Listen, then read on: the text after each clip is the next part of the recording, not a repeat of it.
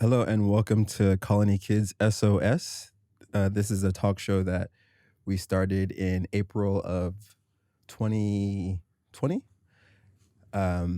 which is a talk that explores the craft and creation in a time of crisis in the city with a lot of partners that we've worked with in the past, singers, designers, dancers, and the like.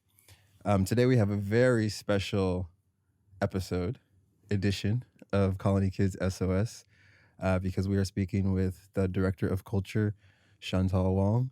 Hello, Chantal. So I think most people know who you are. Most people who come to Eaton and maybe attend our programming know who you are. But for those who do not, and maybe for posterity, people who are not in the this day and age, can you please introduce yourself? Hello, fellow aliens.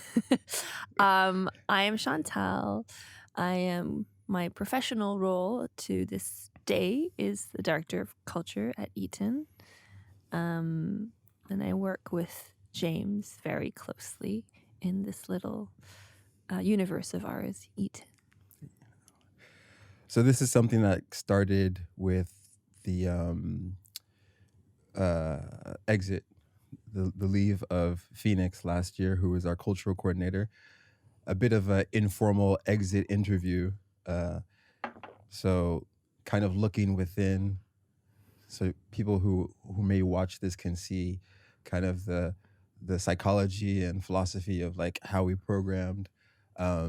So this is the second of this kind of interview, I would say, and it's a bit of a retrospective. But first of all, how are you feeling? Right now, I'm very tired. We just wrapped up the Women's Festival, second weekend of the Women's Festival on Sunday, and it is Tuesday right now. So, yeah, I think I'm just a bit tired from that.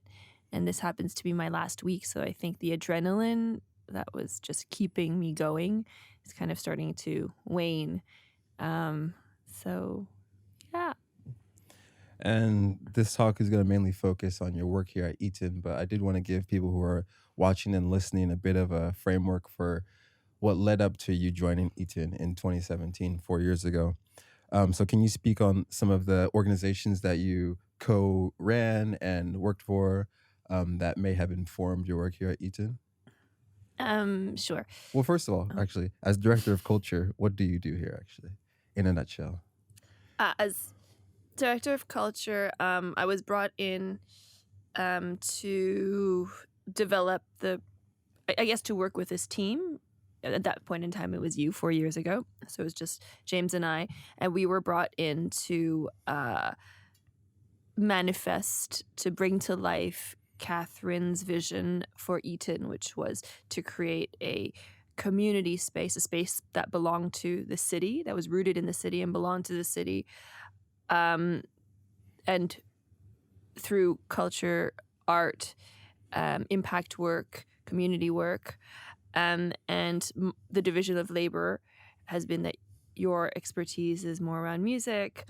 So you are doing radio and music programs, and I was doing art and culture, again, whatever, that was up to my interpretation, and impact work. And the reason that I guess Catherine approached me is because I have a background in both community work, social work, and art. So my background is I worked for, I guess, 10 years at a place called Asia Art Archive that does research around modern and contemporary art in the region to enable and facilitate, I guess, sites where there are very few historical archives on art to write those histories, and by so doing, diluting the Western, Euro-American, Western narrative of history that has dominated in our post-colonial and post-colonial world. And I think that's been very formative for me in my ideologies. And then after, I went and set up an organization with a very close friend of mine called Lee Kitt, who's an artist, an art space called Things That Can Happen, that was responding in 2015 to, I guess, this sort of creative, like, I don't want to, but awakening that happened in the city during the umbrella movement. And I think there were a lot of organizations and initiatives that were set up, formally or not, to safeguard whatever that was burgeoning at that moment in time. And that's kind of why we set up Things That Can Happen. And because I had Things That Can Happen, it also enabled different community projects to start. I think it was along the same vein of, again, that creative awakening and also spirit of community support. This organization, Learning Together, was also responding to, at that time, the Syrian refugee crisis in 2014. And what we did was we empowered young asylum seekers and refugees between the age of, say, 13 to 25 to overcome the systematic obstacles that were put in their way, I think, which are similar around the world. You can't work, you can't go to university, and to help them realize that their own potential beyond these systematic injustices. So that's kind of, I guess, why I was brought in, because I married these two things. And going back to Things That Can Happen, how did that space, how it was formulated, or formed, I should say, how did that compare with the traditional white cube space?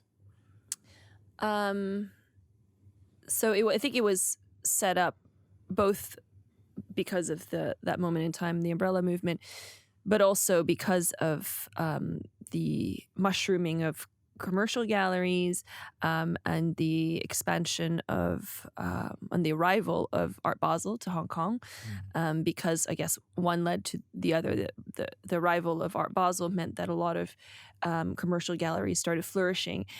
And we wanted to provide an alternative kind of space to that model, this white cube, again, very New York or I guess Western model of an art space.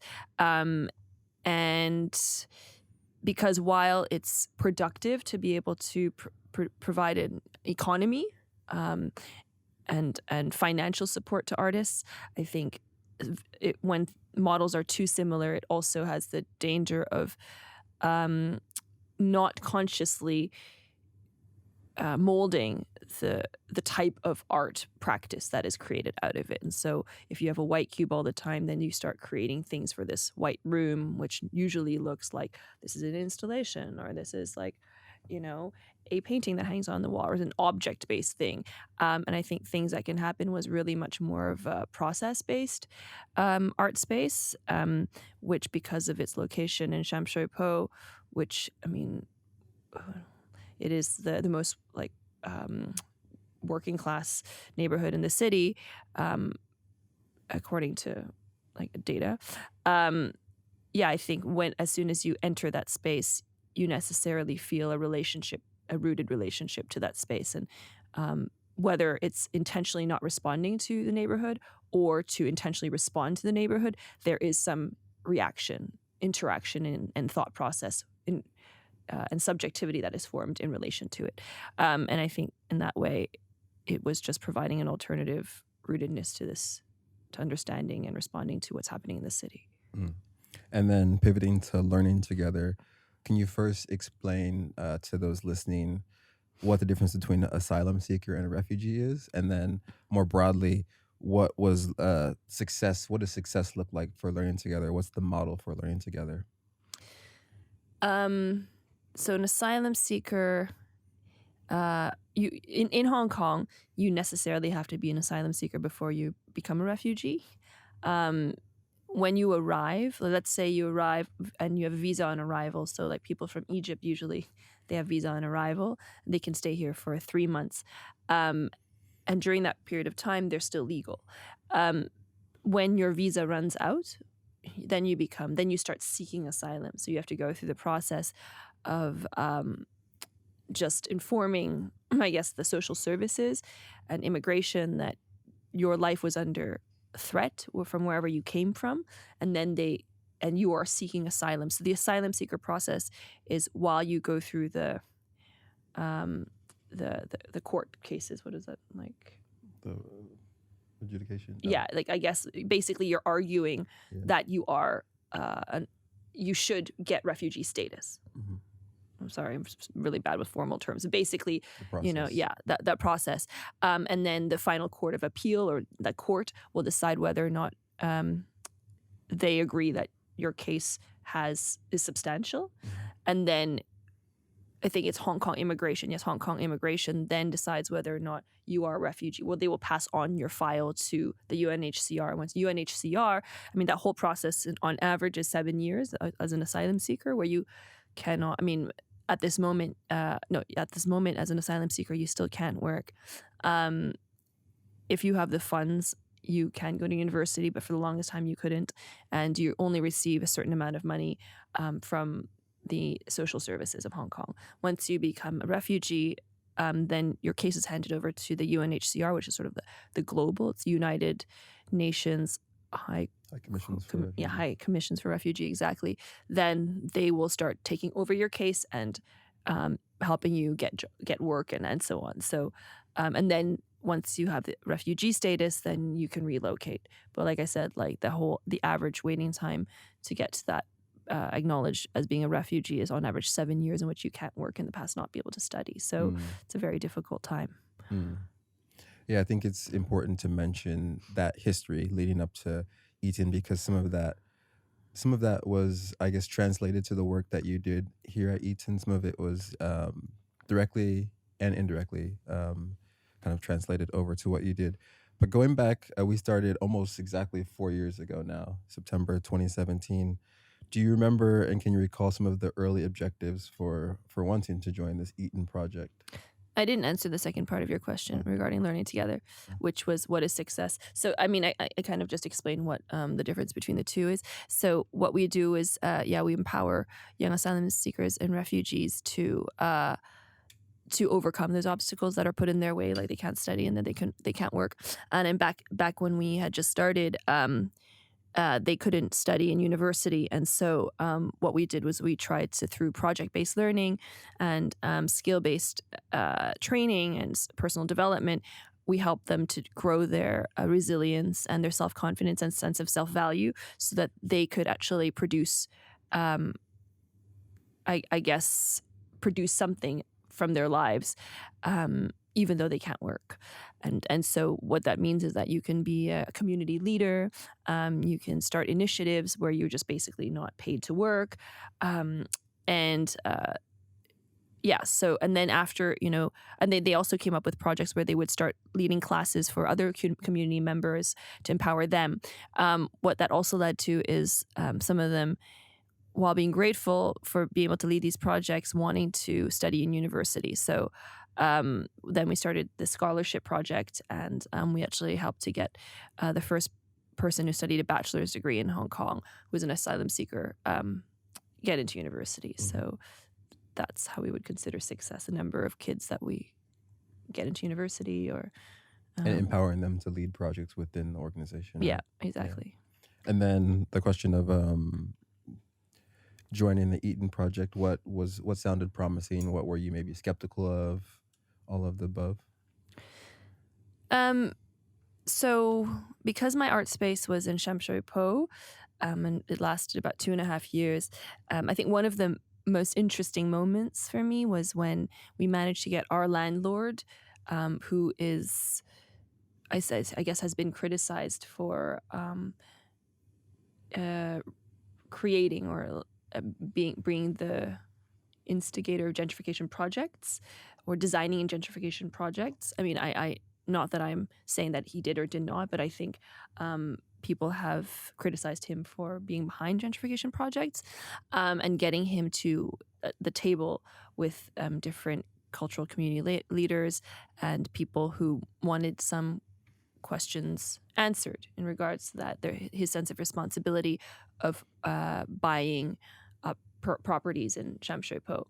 And whatever the outcome of that was, I think it gave me the interest and hope that some people are actually willing to enter into that conversation. So again, while that conversation back then, I'm not sure how generative it was, I did acknowledge him for being willing to step into that conversation and put himself in front of these people who were basically ready to throw stuff at him, And so I was hoping that there would be other people who were interested in using their property in a way that would feel responsible, that would be creative, and that would, I think, lead property development in a different direction, in a more generous direction. And so I was very lucky when Catherine reached out to me and said she had this project called Eaton, and Eaton is part of a larger group that is one of the bigger property development companies in Hong Kong, and that kind of gave me a sense of optimism. Whether this project succeeds or fails, that there was somebody willing to use their resources to experiment with something like this, and that was already felt like some winds of change. And what have you learned? What Consciousness. have you learned in those 4 years about kind of, I guess, big property developers, and how, if can they have impact, and how much of an impact can they truly have? Yes, I mean, I think, what is it that was it Malcolm X that says something about revolution is place or space. Space is, you need space in order to create a revolution, I think. Like space is power or something. And I totally believe that, and whether that's online space, if you keep crushing and taking away space, I think you take away people's capacity to breathe. It is just physical space. Or so yeah, I think absolutely. I think if you give people, whether it's mental space, and so if you think about housing, like, not how many people can fit into a house, but if you have a space of your own and enough space, you just feel like you can think properly, and so space is at a certain level sanity as well.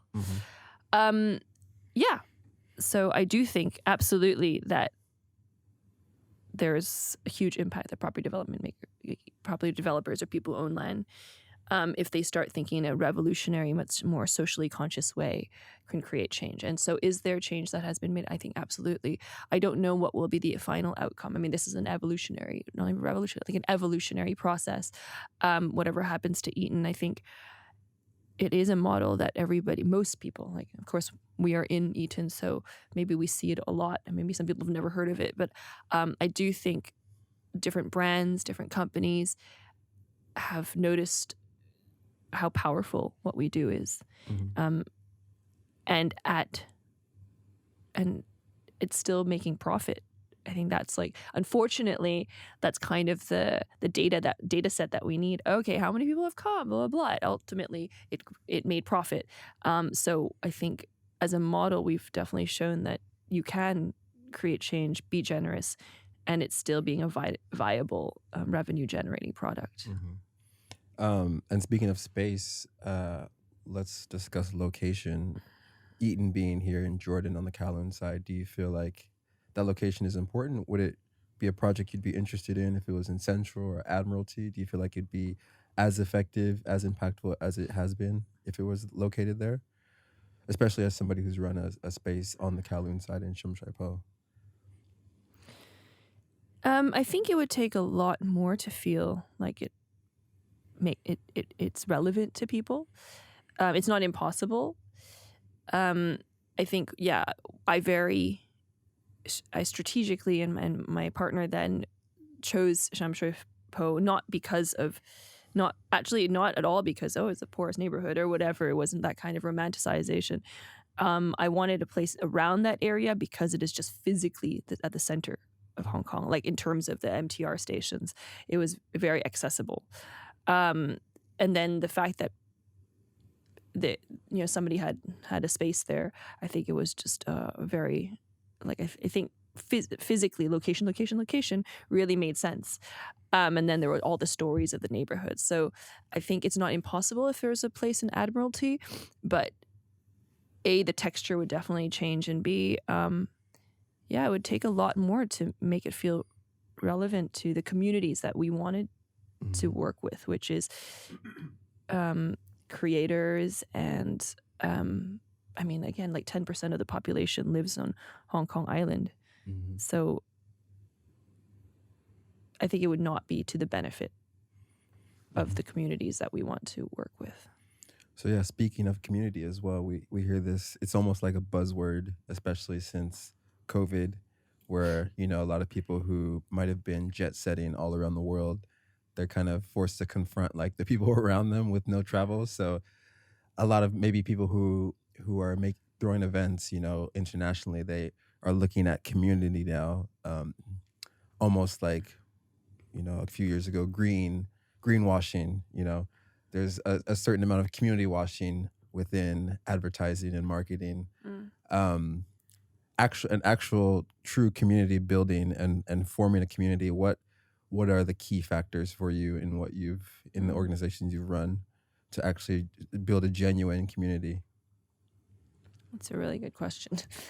I think on a personal level, what I try to do is to just trust other people. I think there's a lot of, I think so I know that I think one of my greatest strengths actually is not producing stuff. It is to rely on other people to produce stuff. Crowdsourcing? Yeah. No, I think that and then being authentic about being grateful of what they've helped to generate. So we have so all the spaces that we have, right? Like we have the music space, and then we have the gallery, and I think some of the most amazing things have been created not at all by our own team, but by other people. But we were it's you just need to fill a space with other people's talent. So I think there's that, and I think then there's trust, taking risks, always knowing. Like I think that Eaton was really special in that it really consistently took risks. And to this day, I think it still takes risks. I would rather something fail than something be boring. And of course, there's a certain balancing that, so we don't always do like objectively experimental and objectively weird stuff, right? But I think what you've been really able to do, James, is keep a quality of sound, because you have to do so many programs. Like the sound quality and the music program quality is very high, and then you have 60 or 70% stuff which is consistent, and then you have the 30% that is like, let's just put it out there. Like the other night when we have Alex Melism and you had Chore, and I think either you like it and you enjoy it or you appreciate it, or you walk in there and you're just like, okay, that's totally not my thing. But I think what I like to also trust is that people evolve. And if you keep putting the same thing out there, people's mindsets will surpass what you can fuel them with. Like, I don't know if it's like if you keep teaching people the same thing, at one point they're going to outgrow what you're teaching them. So I think that's what, it's like you keep that baseline of the 60 or 70%, and then you kind of throw these things in there, and the more you throw at them, the faster they will grow. And then they will be able to keep up with your own interests as well. Otherwise, we all get bored, right? And what's the point? Yeah. That was actually one of, I think, our strategies in kind of introducing new ideas, new music, new art to people, is you make a certain degree of it accessible, and then it's almost like putting medicine in like a dog's food, It's like you kind of like trick the dog into eating the medicine by putting it in like its favorite food, I think that's going back to your question about community. What Eaton has done really well, and I think Catherine actually always put it into her decks, is this high and low. Is that on one hand, we bring in Hong Kong ballet, which, not that to call them low, but they're like the high, and everybody, they're the brand and everybody understands it. Or at some level loves the idea of ballet. A lot of people don't understand it, but there's a brand there, and they're going to deliver, and they always provide great work. And then you also have like these super weird things like, Alice's worm thing, which again, whether or not the outcome was great, it almost doesn't, not that it doesn't matter, but it also adds to the fact that the people who are creating it trust us as people who believe in them, and then that we are nurturing that talent. So, we kind of throw these two things together.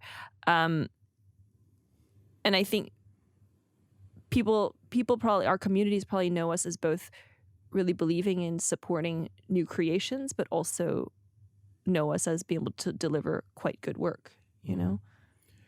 Revolution of the imagination is a popular mantra, a popular motto. I don't know, something we developed in the early days.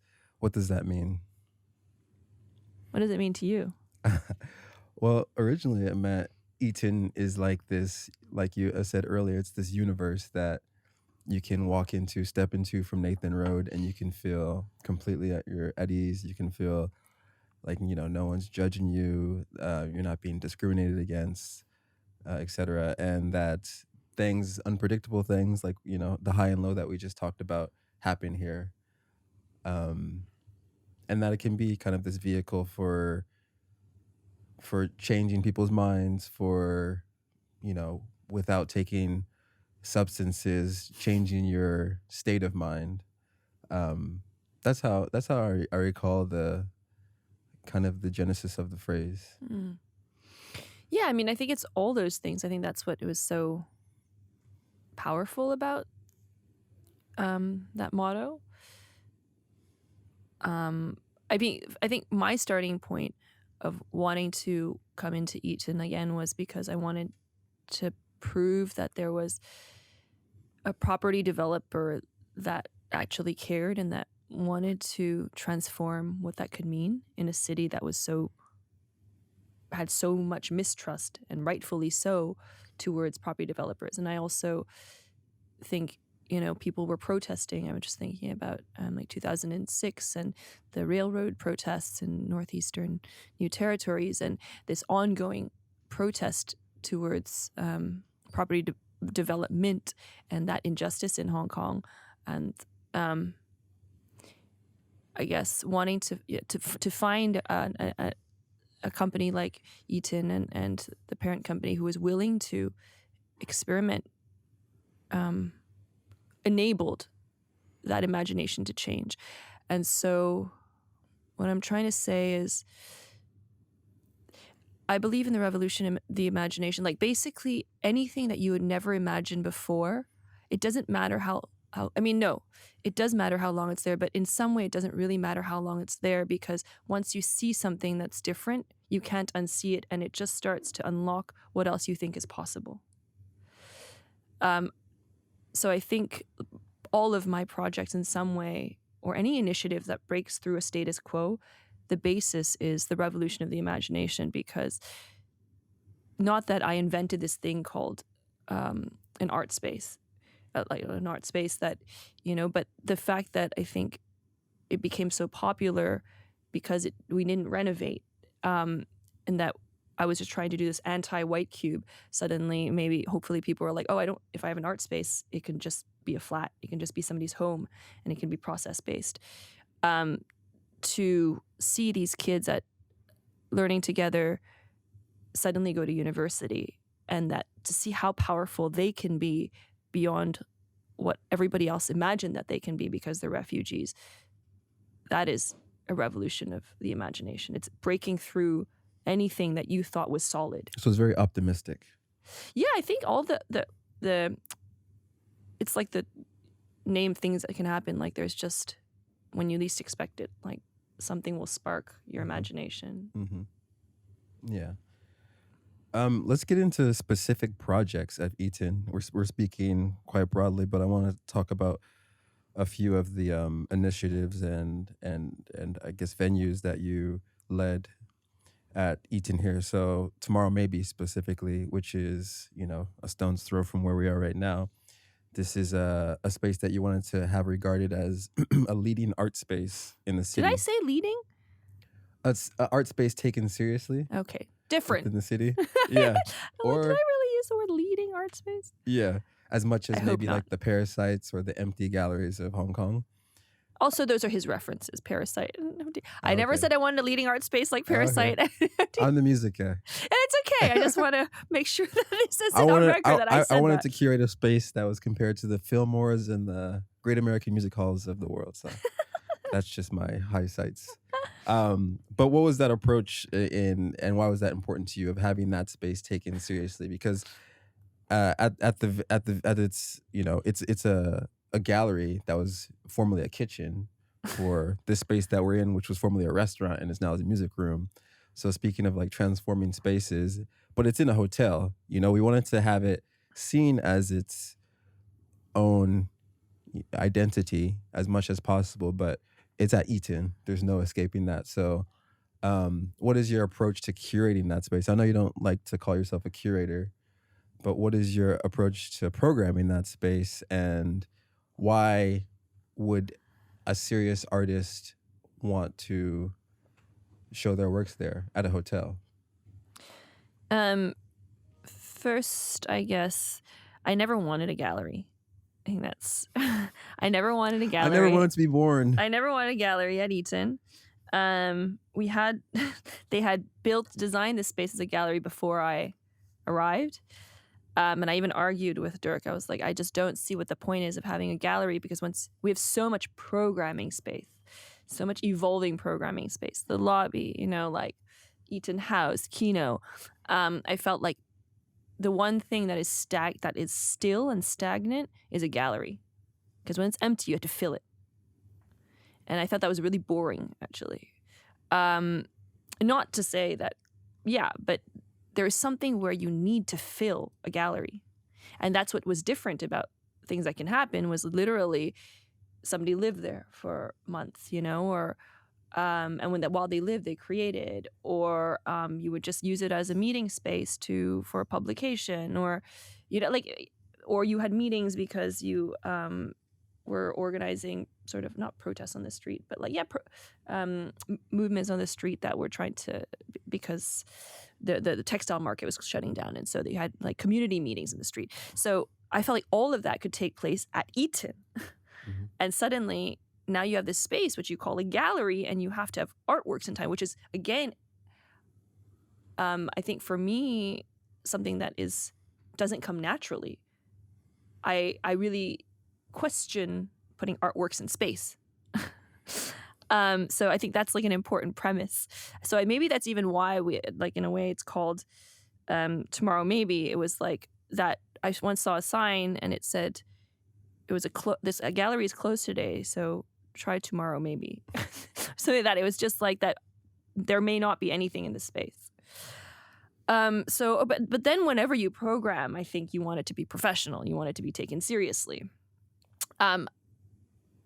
I wouldn't say that this is like, and then the reason I say like I don't think it's like Empty Gallery or Parasite is because I don't think at all that it's curated at that level.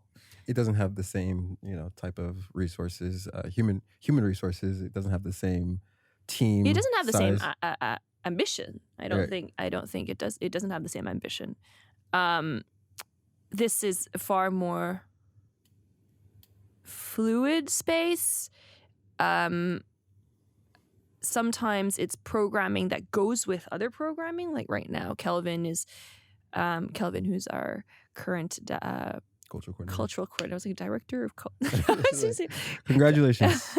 Cultural coordinator is working on a project called Jumping Frames. That's it's an exhibition to go with a film festival of dance films, right? So this is much more like performance within art, or like performative installation or something. So I'd say that one goes with the other, but it is not. This is an exhibition space in that it is the front and foremost. Doesn't need to be the first like front line. I don't know if that makes sense. So it is it's part of an ecology, I'd say, within Eaton. And so the same way that we are not like Parasite, and I don't want to define Parasite, but for me, the way I envision it, it really is takes curating very seriously, the role of the curator and its precision level and level of precision. Whereas here, in the same way that here we're very experimental with who we put up sometimes inside the music room, and then what kind of sounds, I think it supports people who may or may not have curated before. And then or artists that want to experiment with something in this space because they're interested in the idea of hotel as a concept. So I think fundamentally everything that we do is just a lot more experimental. Well, yeah, that leads kind of into my next question. What is your definition of a curator as opposed to a programmer? Because you would always say that you're programming the space. You're not a curator. Does that come from just the reverence that you have for that term curator coming from the arts world? Yes. I don't know. Does it not just come from the art world, the curating? From museum world, right? It's like you can be an anthropology curator, but basically, I think historically of objects in space, and then you find connections or you story tell, or you have a premise around the objects within the space that with a thesis of some sort. And that is definitely not my strength to, like, I don't like objects. Like, I like process. Yeah, no, I like process. I like ideas. I like conversations. I think there's definitely, when you put objects in space, there's like this kind of hierarchy of and this fetishizing of this object, which but I don't want to undermine that, because I really do think like I have immense respect for like, again, my friends Cosmin and Inti, who they see worlds in objects, and I just don't think I connect to objects in that same way. So yeah, I think I don't think there's a word for what I do. I think there's that gap, because a programmer, I mean, there's so many meanings when, like, this computer programmer, and it sounds like I just program, but I would say we are not just programmers, because we have a thesis behind the entire universe that we've created in this ecological system. But I don't think as yet, I don't think there's... Somewhere in between the two is where you think we land here at Eaton, as far as... I think that we have an idea. I mean, it's not random, right? I think that some people, at some places, their programming can be more random because they could be like a rent-a-space or blah, blah, blah. I think definitely we have a vision, a very cohesive vision behind Eaton, and I think anybody who understands our program will understand that. But Sonia, who's one of the co-founders of Women Festival, for the aliens out there, always says the things that I create often have no name yet. And I think that's what Eaton is at the moment. And that's what's so exciting and so poetic about it. And, there's somebody who's coming to replace me, who happens to be in this room right now. And I always say, like, look, and people get nervous, like, oh, how can we replace Chantal? But what's really exciting and beautiful about Eaton is that there's no name for it. So just, it's your playground, and the more you trust yourself and the more you connect with your community, I think that's, and you're relevant to what's happening at this time as well. Like, there is just considerations, but an intuition of what makes sense at this stage for yourself and your community, So it's almost like if I'm hearing you correctly, it's almost like we know what we don't want, but we don't know exactly what we do want. Does that make sense? It depends how broadly what we do want is, because I do think we want to be meaningful, and we want to be supportive. Like, so I think there are do's, but I don't think that there's a solid. I think at a base, that's what's real. Also, Catherine had always created, she said, the directors of cultures and the directors of music interpret. She only created this base, and we have a value system list. I mean, value list, which when we have these brand presentations, it is like, I don't know, compassion and blah, blah, blah, integrity and accountability. And I think that it's true, if we are to stand by that, then imagination and so on. Then after that, however you interpret that, if you understand and you really live these things, that's probably sufficient. So reaching out to an artist, what was your approach with tone and language and basically proposals for, a Nick Yu to curate or Alex Melism to curate maybe some of their first exhibitions, group shows, or Natalie Lolai? You can go down the line. What was your offer? Good question. I think with Natalie Lowe is different, because I think I spoke to Nick and Alex, both because they've never curated a show before, and I intuitively believe that they'd create something really interesting, and it just came from that. Same with, I think, Joseph. You never organized a party before, right? Yeah, like I just intuitively felt like these people could create something really interesting around, yeah. And if we just gave them the space, like these people already create amazing things. And if you, just based on their track record, help them expand, then I think you are at the forefront of creating something new for other people, because people haven't seen what else these people can create. But like I think Alex Melism, I originally, for Alex, I thought it would be a sound show. And of course, he's trained as a visual artist. I mean, like sound, but a visual artist, even though he doesn't really do that anymore. So I thought this would be an amazing opportunity to kind of combine the sound and the gallery space and installation. But what he came up with was very different from that, which was totally fine with me, because again, whatever he was thinking is probably more interesting than what I had envisioned, and that's what you kind of hope from people.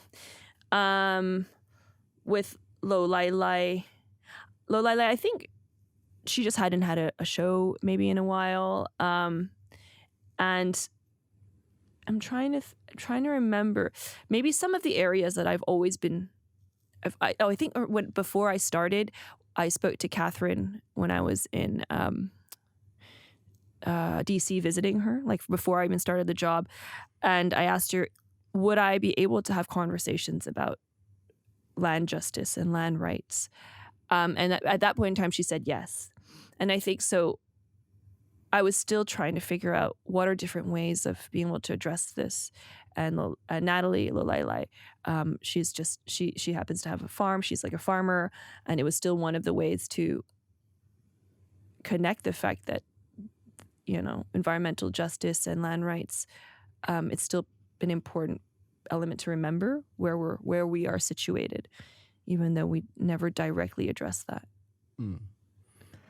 Can you talk about the balance being in between on a lot of these projects, actually? So you were kind of the pillars team, our representative at XCOM. So you were in between. XCOM is executive committee. Basically, it's the people who make decisions in a company. Stakeholders. Yeah. XCOM is a very Hong Kong term. Yeah, it's the shortened version, like aircon. So being like the in between between the stakeholders and like the community or the pillars. So you're it's almost like you're code switching constantly, and also with artists and the audience. Can you talk about striking that balance? You know, you said earlier, trusting people, empowering people. How did you strike that balance of, you know, switching from, okay, I'm talking to the CEO of the company, you know, or the chairman of the company, to like, oh, I'm talking to some experimental artist, or I'm talking to my boss and I'm talking to, you know, some artwork that he might not understand. How do you strike that balance? Wow. I think those conversations evolve with me and with us. I think the way that you answer now to our boss, Dirk, probably was very different from when we first started 4 years ago. Yeah. I think 4 years ago, I totally could not understand things from the perspective of the executive committee. And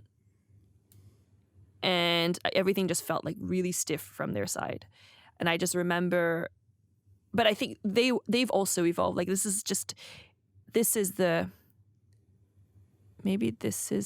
most important part of this conversation for anybody who doesn't understand how Eaton works, or like is just amazed by the work at Eaton, because the greatest transformation is how we've learned to work together.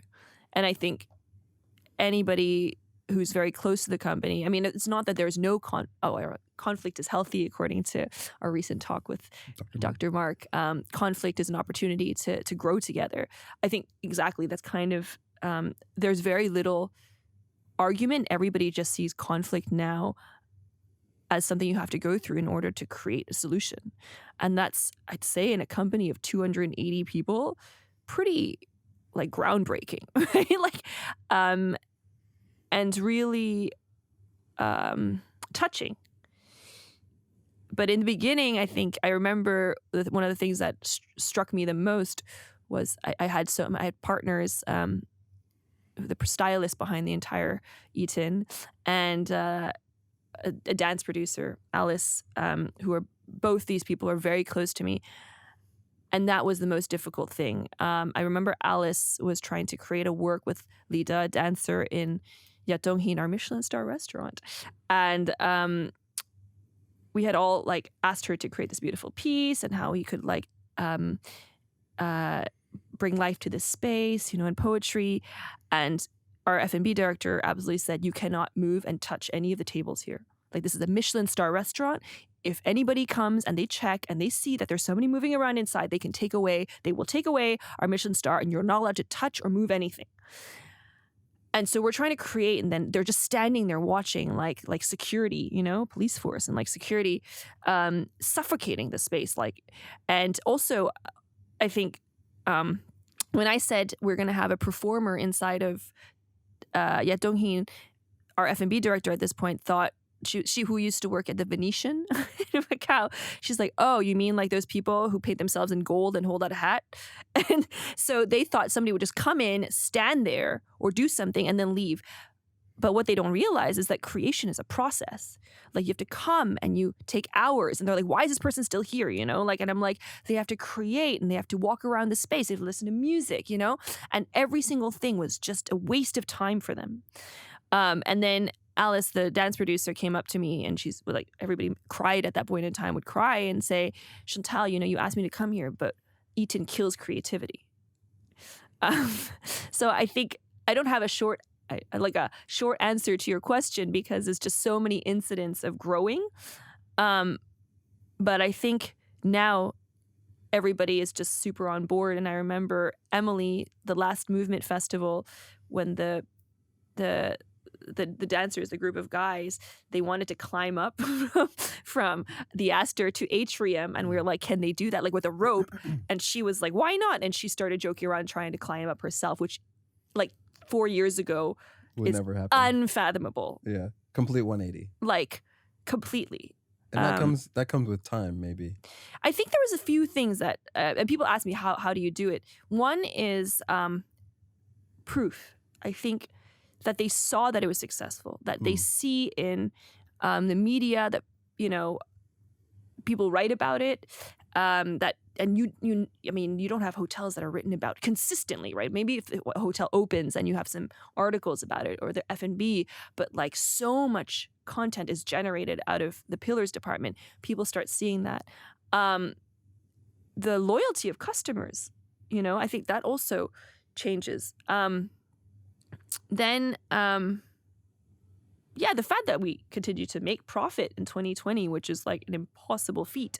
Mm-hmm. I think like people just start trusting it, but also, I mean, those are the numbers, but you cannot, like when you, so like Hongman, who's from our housekeeping, who's probably never been to a theater in his life, he sees the ballet happening on the terrace, and he comes up to me, and also the party, our subtropical queer party, and he's like, oh, like that night, like people were so beautiful, right? There's people like this guy who's just housekeeping team, and then he's like, oh wow, I saw the dance outside, like Chantal, the things that you create are so amazing. And then you ask him. And then, we have this deal with Hong Kong Ballet where our team can go to their dress rehearsals, and you ask him, and he's like, yes, can I bring my whole family? Mm-hmm. Like, it's the involvement of people, but actually putting in front of them both the sensations. Like, I think it's, if you keep repeating gestures of kindness and that they see people comfortable and happy and feeling safe, like, you can't actually ignore it. Mm. So yeah, that's a very long answer to your question. And yeah, you spoke on the role of dance, the movement festival. We've had two, We've which had were one, but I think we've been doing dance since the beginning. yeah. The movement festival, for those who don't know, is a dance festival that was 24 hours. Mm. So and 2 years in a row, right? Or was it just 1 year? We did 1 year, but we're planning the next one. And Kelvin and you and our new team will have to take over, but just it's one. delayed because of COVID things and all. But so that was a 24-hour dance festival that we went 24 hours because just for the novelty of it, or what was it again? 24 hours because the only spaces that are open 24 hours are probably hotels and hospitals. And 7-Elevens. And 7-Eleven. So we thought and at that point in time, again, we forget that people used to travel all over the world. Right. There was always jet lag. So we thought, how poetic for somebody at 5 a.m. who it can't sleep to go downstairs and encounter like somebody just moving in space.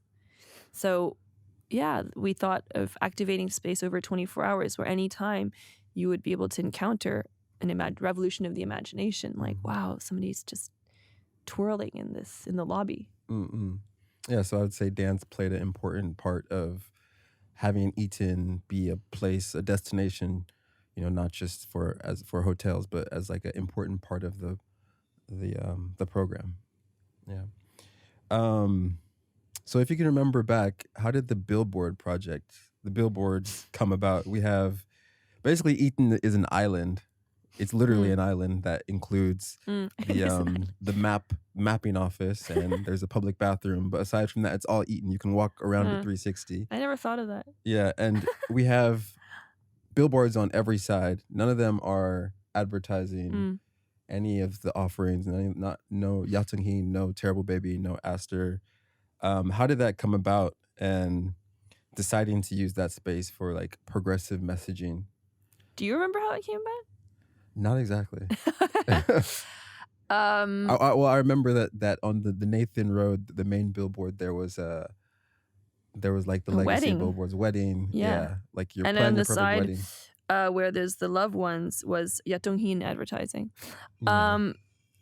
I think Dirk at that point in time kept talking about how old school the old billboards were, and we had to change them because we were going to rebrand Yatung-hee, so you can't have like that there.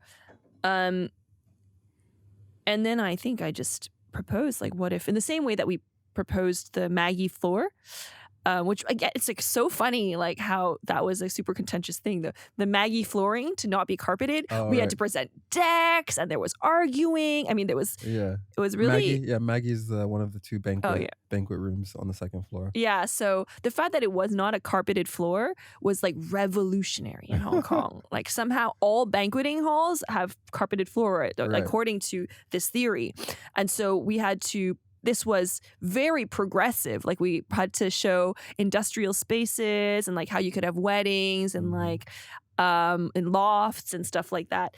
And so that was the kind of the concept behind it. But so again, I don't think these billboards in other parts of the world, because I'm from Montreal and I used to intern at Art Space, and they also took over billboards all over the city with art projects. And I think again in the States and like LA and stuff, it's not super uncommon.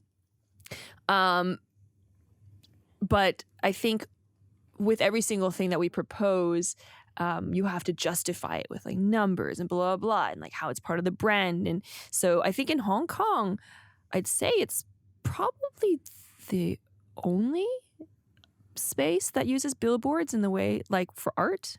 Is it? I'm looking at. Yeah, I mean, I don't think it's heard of. Like, I'm unfamiliar with it, and so it was pretty revolutionary at that point in time to use it for art, because every single square foot in Hong Kong is used to generate for commerce, right. And to use all that space and like four sides of Eaton. I think there's 5 sets of billboards, all of them for messaging was, really groundbreaking, I actually think. And I'd say that's one of the most noticeable, like that's kind of like flagships of our brand right now, that when you walk by and that it's just messaging. And you reached out to a couple of artist friends like Siza, Mm-hmm. as well as, I mean, you modeled for the pictures there. Uh-huh. And then also Mark, I forget his last name. Mark. Yeah, I those are not my, so Siza is my only friend. Mhm. And then the rest we had to just, I guess, curate it. Yeah, according to the statements we wanted to put up. So yeah, I guess the values are around environmentalism. So in the back of the building, there's one that says, "What if trees were more valued than buildings?" And the photo is of the banyan tree roots. I also can't remember the name of of the photographer, Mark something.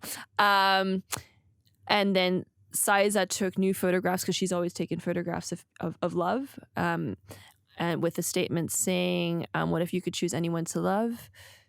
And another side is Nicole Wong's artworks with the statement, "What if you could look up and see the stars?" Which would, for me, is because in Hong Kong you can hardly see stars because it's so brightly lit everywhere. And then there is "What if we all had the same opportunities?" And that's also by Siza. And then the front right now with Pablo's, which is a lone standing tree from the Brazilian Amazon forest. And which previously had "What Does Your Revolution Look Like?" Correct. Which caused little brouhaha. And then the Women's Festival. We just wrapped up the Women's Festival, the fourth Women's Festival. Yeah, that's the most consistent program that we've had, and that's a testament to Vera and Sonia, and not at all myself, who cannot keep something consistent going. I disagree. Over during a period of time. Yeah. How did that Women's Festival come about? I know Vera is a sex educator. Mm-hmm.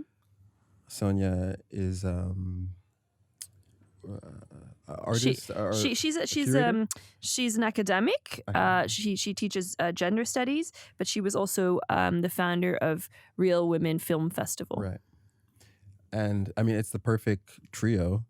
But whose idea was that to create a women's festival? And I mean, it's quite ambitious, especially, the first 2 years before COVID. Whose idea was that?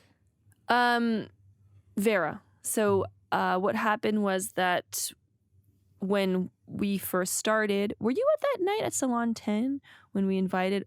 Yeah. Yeah, okay. So our founding members. Yeah, our founding members. So we brought together, and so we all kind of chipped in a list of people that we thought were very, before Eaton opened, that were very Eaton mindset, that had the Eaton mindset, and who were already creating amazing things for the city and for the community. And so Vera happened to be in that group of people. And Catherine basically explained, we have this space that's going to open up, and we really want to support people already doing interesting things. So if anybody has ideas, please don't hesitate to ask us. And then Vera kind of immediately raised her hand and said, "I have this dream. I've always had this dream of having a women's festival because like you said, she's a sex educator, but she runs these sex positive stores, basically sex stores. And she hears people go up to her all the time with their personal problems. And she kind of, after hearing all of them, she said, if we had a space to talk about these issues, like they're so similar, and if we had a space to be really honest and talk about these issues, like it would be a space that would be transformative. And so that's kind of what she told us. And we immediately said, yes, we want to get on board. We want to support this. We want to make this happen. And even we just had our final talk on Sunday, and she admitted, when both Kat and I said, yeah, let's make this happen, she went home and she was like, she told her husband, she's like, there's these two people who said that they're going to help make this happen, but like, she didn't believe it. Like, she's like, there's no such thing as a free lunch, like, why would these people do it? And then when she said to Sonia, there's these people that want to do this, Sonia was also like, yeah, that's probably not going to happen. And I also think that that's part of it. Before I was saying it doesn't really matter the duration of something, but that's both true and untrue, because the fact that Women's Festival has lasted for 4 years, has managed to grow an audience. I mean, and you know, because you guys had Triple X for so long, like, you know, it does really matter, the sustainability of something, because it so happens so often in Hong Kong that things come and go. And to be able to show that something is sustainable and that it pushes through the tough times is so important to show resilience, you know? And I think, it was just so heartwarming to see, like, so many people in a room wanting to hear us talk about how we could have come up with this program. And the program keeps getting more and more difficult every year. You know, the first year had like self-care, self-love, self-expression, like bath bombs, you know, and like facial care. And like there were also serious topics, right? But I think we felt it was important to make the event very pop in order to, it's like pop feminism, you know, come in and then, you know, if you do a beer tasting, you can have a beer tasting led by women. So you give a space to women to speak about it. But this year, I mean, the conversations were like just straight to the heart. It was like, you know, it was called Being Mortal, and it was a conversation about death and, you know, what the process of dying. And another that's about biases in the medical field and how it leaves out women and transgender people. And another about mythologies and how, like, you know, even the way that we've interpreted myths and history have been so sexist and unilaterally patriarchal, you know, and so this is stuff that you learn in university. And the rooms were full of just people interested in a topic. And that is impossible if you just do it 1 year. Speaking of impossible, it's impossible for us to cover everything that you've done in the 4 years here. We're talking about kind of memorializing it. Is this your water or my water? That's your water. We're talking about memorializing it in something akin to a yearbook, or we called it an annual report. As companies do, I guess publicly traded companies do this, but it's kind of like our take on what an annual report would look like by making as exhaustive as possible inventory or a list of what we've done in these 4 years. But it's impossible for us to cover it here. But what are you most proud of from kind of this journey that you've been on for the last 4 years?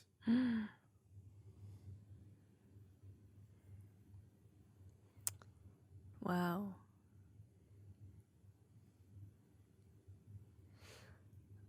I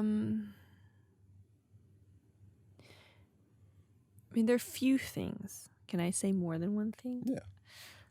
I am really touched by the team. I think that's probably because being so close to it, I just know how tough it was in the beginning, and everything felt impossible. And there were definitely so many moments where, like, I think within the first year, I thought I was going to leave. Like, it's not possible. Dirk doesn't understand anything. And how we've all so transformed throughout the process.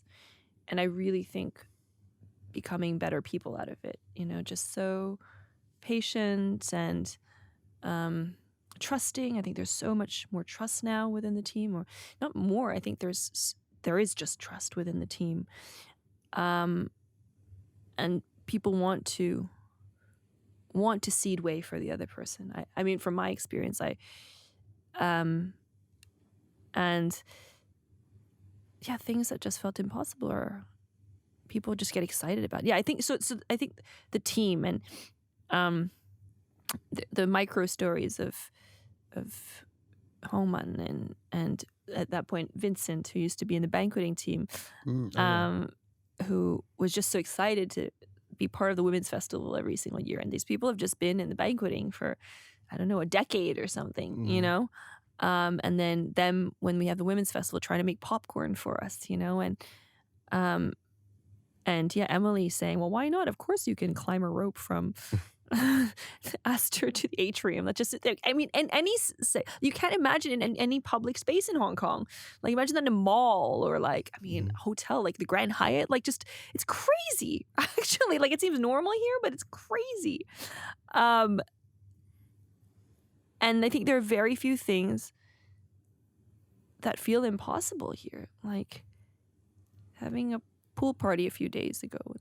I'm not going to give into details, but like, and things that we do not even for the limelight. Things that we do just because we know it's right. You know? So I think it's genuinely a place filled with love. And I'd say that there are very few. I mean, of course, like you have like nuclear spaces, like the 4 or 5 people, like things that can happen. Like even then, I don't think that I felt the same level of love. Maybe I was younger, so I had more ego, but I don't think it was the same level of love where I think everybody here does it because there's love. So there's that, of course, and then I think what we've created for the community, and I think it still is an expansion of authentic caring. Like I think there are very few spaces that generate care, and it's not about how cool it is, or it's not about. I mean, of course, that we want to bring people, right? Yeah.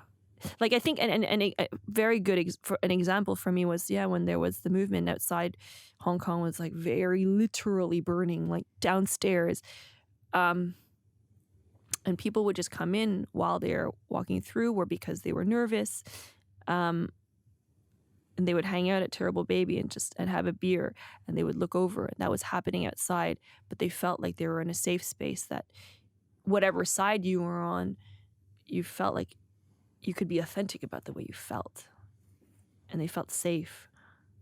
And I think that was like really a transformative moment for all of us. So when we sat down with Phoenix last year, we kind of learned more about the personal side of Phoenix, what makes him tick, what he's inspired by. I want to kind of get to the crux of who Chantal Wong is behind all of these projects that you're involved in.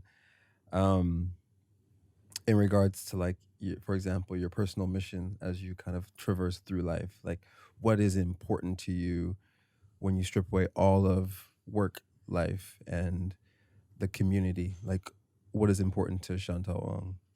Or can you take that away? Is it kind of interconnected in defining yourself? It's a very difficult question. I'm not sure I know. I think I'm going through a process of trying to figure that out. I think I've always tried to, like, I even think back at when I was dating people when I was 14, 15, and that was my first boyfriend, and he was adopted. But he was, at that point in time, he had dropped out of school, and he was at the arcades all the time. And I think even at that point in time, so he had dropped out of school, he was very angry, and I didn't know he was adopted. And I think eventually I found out. And I think that process of me seeing that he was going through something and wanting to support him through that process, like, I have a bit of a savior complex. I mean, that's a negative way of putting it, right? Like, and I think one can pathologize those savior complex. Like, I need them to need me. And I think there is something reciprocal that I do need love. And I'm kind of moving away from that needing love as much. I think that's just part of growing up. But I think at a base, I'm always trying to help people fulfill and realize how amazing they are.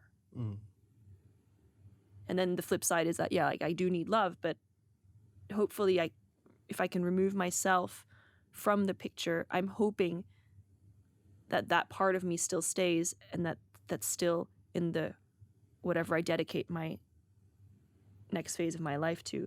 At this moment, it does scare me. Like, what if I don't need that, I don't feel a sense of purpose anymore, you know? So I'm not sure, but I think that, yeah. Does that mission kind of come at a cost to yourself? Like we've talked about burnout in the past. Does that wanting to cultivate other people come at a cost to self-care? That was very well researched. I mean, your question, because you knew exactly what my answer was going to be in order to have that next question. I know you. Yeah, I was like, because that was exactly the next question. Does that cultivating people, and that's exactly what I answered. Very well. Well done. No.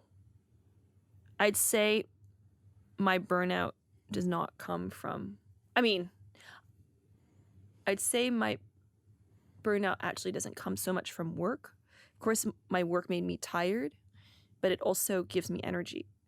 I think there was a lot of other stuff. I mean, from what was happening in the city to my own personal heartbreaks, like, to illusions being broken, that I would say is at the root of, my burnout. So does it come at a cost? I know. I actually, I think with time I'll see that no. I think it has only brought more to my life. Like so many of my amazing relationships and friendships and trust. Like I don't think I've ever been lonely in my life. Because I know that what I have created in others, not like that they have not created themselves, but that trust and that sense of them realizing how amazing they are will mean that whenever I need somebody, there will be somebody who's there to take care of me as well. So earlier we discussed a bit of your optimism, this eternal optimism that you have. Um, and I think it does inform like your capacity for people and kind of the the bandwidth for production that you have, the bandwidth for people that you have that we've discussed I don't have because I'm slightly more introverted than you are, but I think kind of being around you, I've learned to kind of come out of my shell more. But where does that optimism come from? It's funny that people see that as optimism, because I also think there's part of me that isn't optimistic, and which is why I don't want to have children, for instance. Like, I think you kind of put people into this world, then they're expected to get a job, and then they have the children, and then they retire, and then they die. Like, I really just don't see the meaning in all of it. I also don't think people have the choice whether or not to be born, so you put them out here, and then somehow we're meant to do our best, So you put them through school, and you hope that they do really well in their exams in order for them to have a great life, Yeah. And people ask me, like, then would you rather not be alive? And I'm like, well, that's not a choice, Like, it's just like, it's rubbish. So for me, it's funny that I'm seen as optimistic.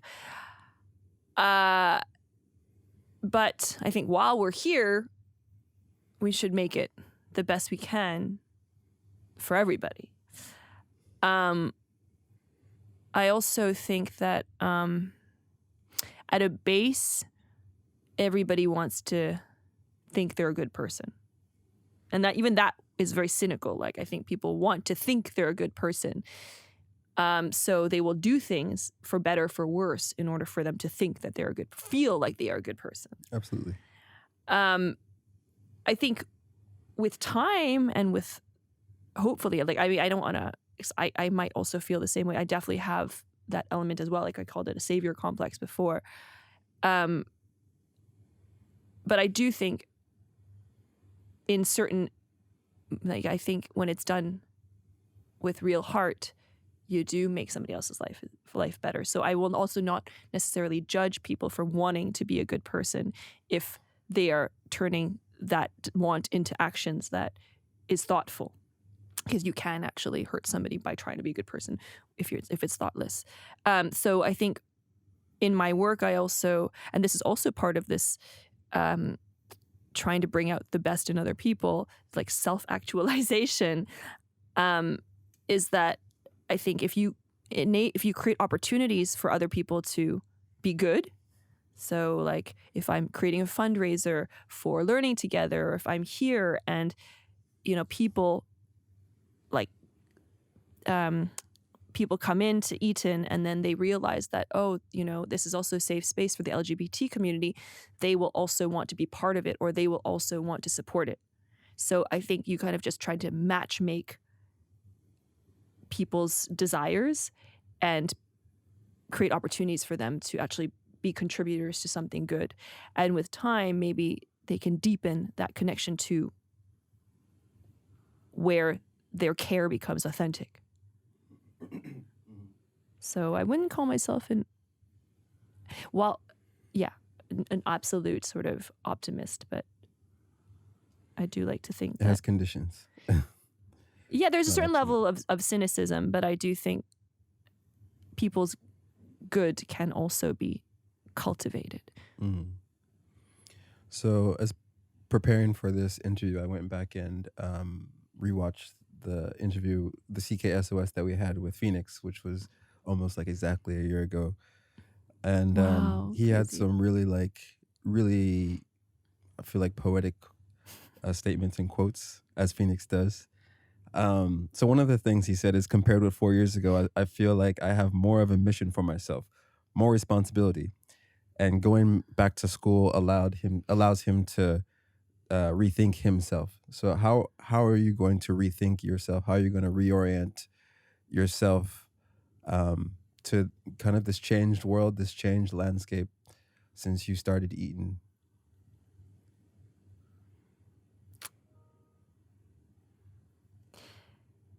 I don't know. I think this is the first time, or it's the first time in a long time, where I don't have the answer to what to do. Mm.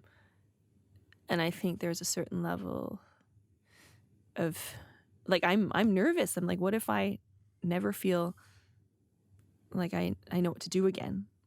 Like, it's the answers come so easily for me, like, oh, I have this space, Eaton. Okay, this is what we need to do. Or like, oh, there's a movement, like the umbrella movement. Okay, let's start an art space. Like, it's just something that comes very intuitively. And at this moment, I look at the world, and I look at myself, and I have no answers. Which is why I'm taking time off. The comforting thing is, I guess, that I think many people don't have the answer right now, and maybe maybe a humble way is to admit that I really just don't know. That's a fair answer. I have no idea. Accepted by the judges. Phoenix also said, everyone who is living in the moment, we are linking the past and the future together. So Gosh, I wish I had these brilliant answers. so thinking of you. Wow. Wow. Thinking of you. Geez. Thinking of you as somebody from the past Eaton, and I guess myself, or Kelvin, even connecting as somebody who's going to be in the future Eaton, the post Eaton after you. What is your advice for us and your successor who's coming on board, in building upon the past Eaton and linking it to the future Eaton?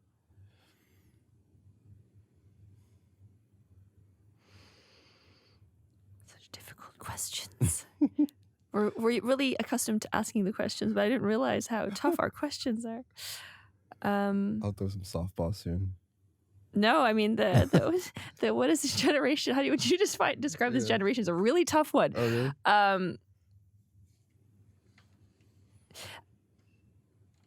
I think I'm just going back to some of the things that I suggested to the person who's going to take over my role. Make sure that the cultural coordinator gets space to create. Make sure you encourage them. Make sure this is not a director of culture show. Make sure that you listen to the high and low. I think one of the things that things that can happen, my partner always said to me, is like, you just have to trust the artist and make make sure your ears are close to the ground. Mm-hmm. But I think at Eaton, what is the most effective things have been that we're always dealing with global and local and working with bigger institutions and smaller things. And I think it allows us to sense what's reverberating around us, and trusting our intuitions. But our intuitions are not just our intuitions, because we've built a team that is able to synthesize, the sounds that come from major, like high level, and then also to support things that are on the ground, and then micro and macro. Yeah. To that sense. And then you kind of capture the relevance of all the people in between and within those groups. What inspires you, and who inspires you? It could be artists or books. I know you recently got a tattoo. Oh. Was that Hannah Arendt? No. Immunity would be photographer. Diane Arbus. Oh my gosh. Diane Arbus. So is it photography that inspires you? Is it people and their potentials that inspires you? Is it music? Is it, Star Wars characters? What inspires you? Who inspires you? There isn't just one person, I really think, because people often ask this question, when we did this 36 questions to fall in love, and there was one question like, who would you invite to dinner? And there's no one person that moves me. Who was your answer to that, by the way?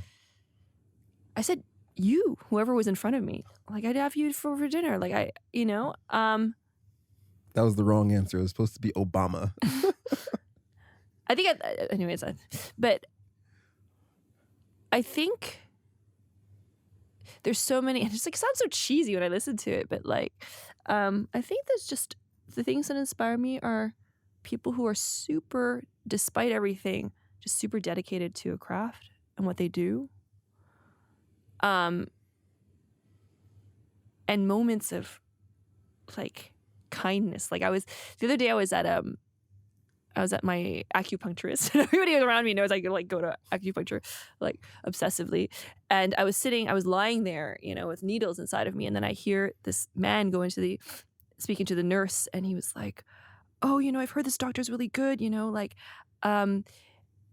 like, and he was like, oh, let me take this call. And he was a delivery boy. I could hear that he was like, oh, I'll come back, I'll deliver that. And he's speaking to this woman, the nurse, and he's like, how long is it going to take? Because I have to go back to work. And he's like, but I heard he's really good, and money is not an issue. He was just trying to, and then so she's like, okay, it's going to take a few minutes, blah, blah, blah, we'll make you next. And he goes into the doctor's office, and I can hear, and he's just like, I'm so grateful, I heard that you're going to find a solution to my problem. I've put my money to this, blah, blah, blah. And it was, maybe it's not translating very well, but I was just so touched by the earnestness of this man to be like, thank you so much to the nurse, and I'll come back and do my delivery, and oh, I heard you're gonna really help me, and I started crying, and then the doctor comes out, he's like, why are you crying? And I was just I was so touched by the excitement and earnestness of this man. So there's no single, because I think everybody has their struggles, blah, blah, blah, but I think it's just people who really choose to be good in moments, and the thing that one of the things that I'll miss the most about the city is actually the music artists that we work with, this crew of kids, and go back to our SOS, in which we speak to Kay and Kelvin T. But just the earnestness with which they do it, and that they don't give a fuck what else is happening outside. And I don't think it's lack of self-awareness or lack of awareness of what's happening, but it's that they will just keep doing their own thing. Yeah, I mean, that's just so amazing, and that keeps our work going as well, because there are people who just dedicate themselves to doing something. And sometimes it's not even necessarily that they're most talented, it's just, it doesn't matter. And that's amazing. Yeah, those kids, some would say, are this generation, and you can argue whether or not, you and I are part of that generation. Maybe not. I guess we're millennials and they're Gen Xers or whatever, but maybe this generation is just everybody who's alive right now. How would you define this generation in Hong Kong? Such a tough question when you're on the other side. You knew it was coming. You knew what it was when you signed up for it.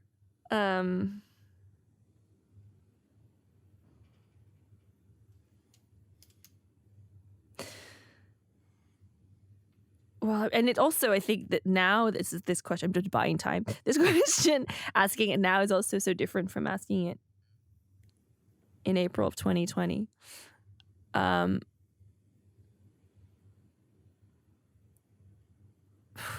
Gosh.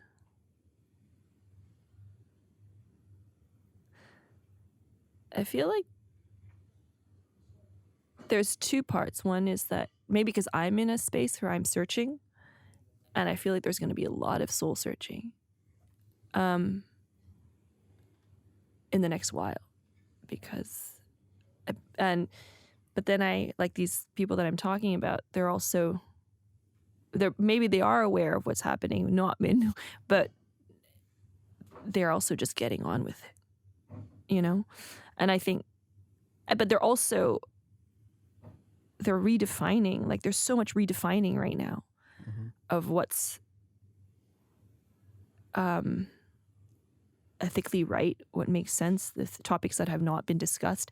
And I think, again, we inhabit a space where these are conversations that we have, but I think they are part of the public sphere now. What is ethical and what is justice and what is egalitarian. And maybe the next generation the way that they live will already inhabit a space where those things are being rectified, and they will embody that process of rectification through their work. It's less politicized in like language than it is inhabiting just everything that they create and their way of living every day. If that makes sense. So my last question is what's next for you? We often use this basketball analogy when it comes to the team, but more specifically, you and I, Jordan and Pippen, for anybody who are fans of the 90s Chicago Bulls, National Basketball Association of America. So Chantal is the Jordan, of course, because she, I think, makes her teammates better, and she's kind of like the superstar. And I'm the Pippen who kind of supports that, and was an MVP candidate in his own right one year. So is there like a freedom with you, like quote unquote retiring? I like to call it graduation, but what's next for you? And like, is there a freedom in that uncertainty, in that unknown?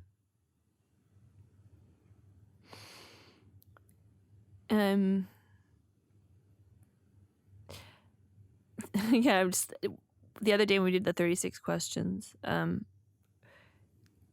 of the questions is what is a perfect day for you? And we know the questions because we did it 3 times. 36 questions to fall in love, but the perfect day. And my perfect day was to be with people, and like one part is to be with people that I really love in a very relaxed and casual mode, and then another was being with, like, learning together or in this purposeful space, like Eaton, where we're creating programs and I feel like I'm making a difference to people, like very directly. And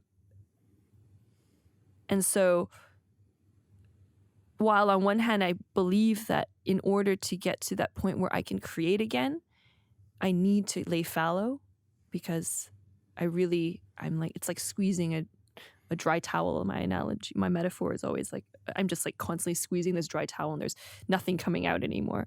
But I don't feel great. I really miss, like, I'm trying to think the other night. Oh, I think Musicarium with Alex Melizum and Shore. it's so rare to feel those moments, and it's not a big thing. Like, really not big things are what really moved me, but that moment, that night of just listening to music and people just feel like they can create, and that community being a few people being there listening in a really nerdy way to this music and enjoying it. Like, I just remember that that's why we're here. And that makes me, it's like I've forgotten and I'm too tired to create it. And so yeah, I think in short, it's not that I don't necessarily feel free, but I know I need to go through this process in order to get to that point where I feel my most inspired and moved again. Oh yeah. I want to thank you actually for everything that you've done for the team, for especially like my personal growth, and not only professionally, but I think personally, like I've learned so much from you. And although I'm slightly older than you, I feel Very slightly. very slightly. I do feel, I feel like this kind of sisterly connection to you in a way. Because my sister, who is older than me, would always kind of lead the way. And then if she did something, like I did something, and I learned so much from her. She like taught me mathematics and, you know, music taste and everything. So I do feel like you not only guide the team, but you empower people, and you're kind of just, I don't know, you're very important around here. You're very, very important. And what it'll look like after, I have no idea. It'll change for sure, and I guess there's excitement in that, and there's nervousness. But I just want to say, like, that you're a very important part of my life from the bottom of my heart, and just thank you all around. Thank you, yeah. Without getting too like mushy emotional. I love you. Love you too. Who's gonna do your interview? I don't know. Maybe it'll just be a monologue. Like a Bukowski style monologue. But yeah, anything else you wanted to say?